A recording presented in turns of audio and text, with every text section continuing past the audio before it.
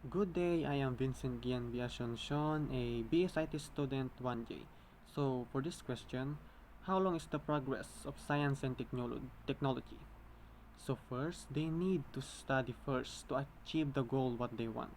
Or ito'y pinag-aaralan muna bago ma-achieve yung goal na gusto nila at yung yung gusto nilang marating sa in-invention nila. So first, talaga ay ito'y napakatagal bago magawa. Like science. Hindi basta-basta inimbento ang science. Ito'y napakadaming proseso.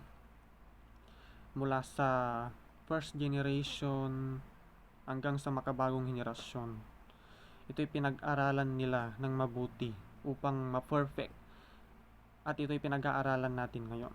So, gaya ng teknolohiya, ang science ay mayroon ding pinagdaanan.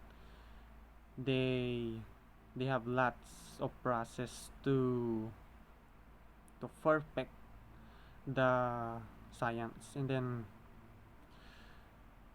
gaano ito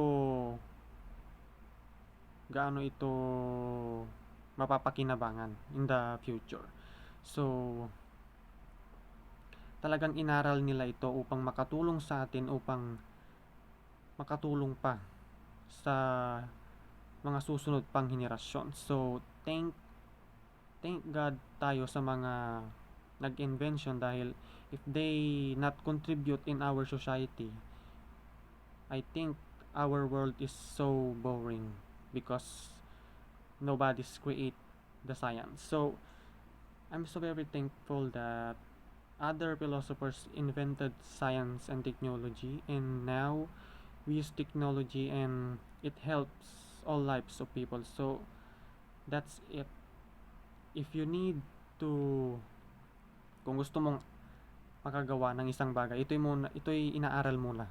Gaya ng science and technology, ito'y inaral muna bago ma-achieve yung progress na gusto nila, at ito'y matagal talaga, pero kapag inaral mo ng mabuti, it may cause good result.